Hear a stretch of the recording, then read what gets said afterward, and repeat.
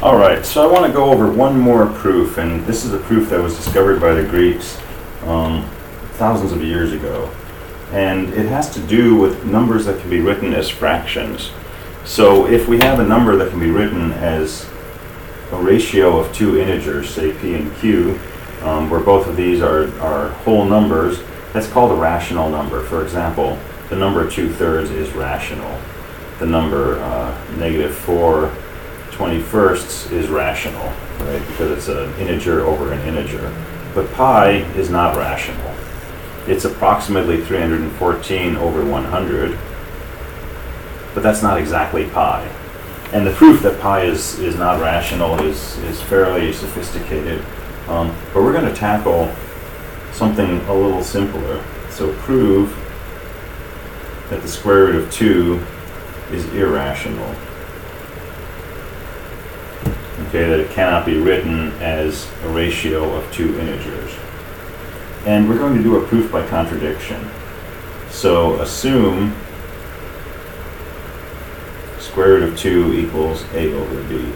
And this is a weird proof. I don't expect us to be able to come up with a proof like this on a test or even on a homework.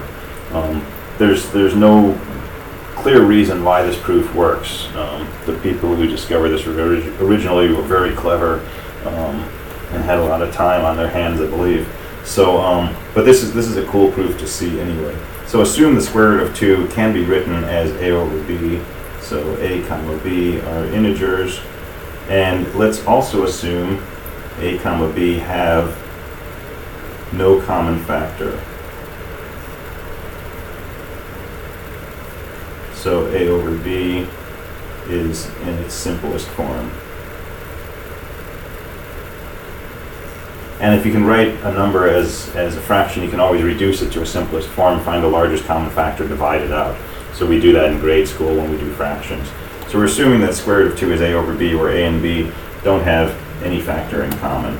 Well, square both sides. 2 is equal to a squared over b squared. And multiply by b squared, a squared equals 2 times b squared.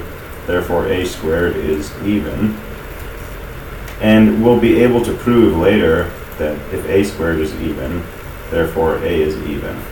And that's a problem you're going to do on the board, which is showing that this part is true. Alright, so we've shown that a is even. Well, if a is even, then a equals 2 times c, where c is an integer, because that's the definition of even. And so 2b squared, which is equal to a squared, is equal to a is 2c squared, which is equal to 4c squared. Divide both sides by 2, b squared equals 2c squared, and therefore b squared is even, and therefore b is even. Well, since a is even and b is even, a is equal to 2 times some integer k, and b is equal to 2 times some integer j. And so a over b is equal to 2k over 2j, and we can cancel those 2's, which makes them equal to k over j. We have violated one of our assumptions, which was that a over b was in simplest form. Because a over b, turns out a and b both have a factor of 2 that could be canceled, we could get a more reduced form. So what's happened here? By assuming that square root of 2 is a fraction in simplest form, we've proven that that fraction is not in simplest form. It's a contradiction.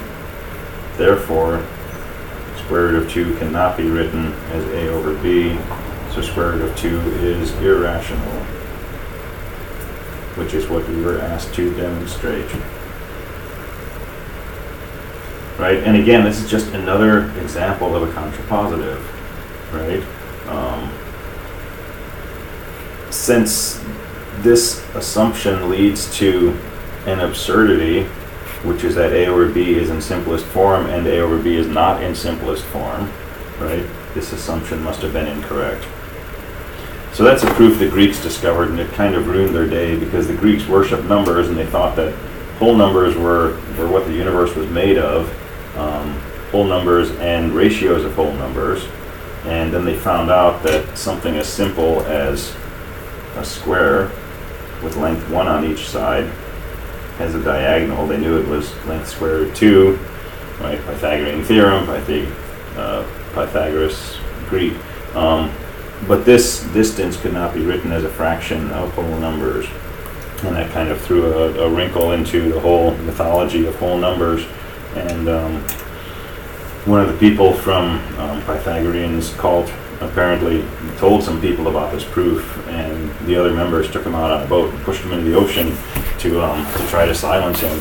So this was a pretty heavy-duty discovery, and it comes from nothing more complex than pretty basic algebra and some reasoning, but powered by the machinery of propositional logic. All right, so that'll do it for this chapter. In the next chapter, we're going to start talking about number theory.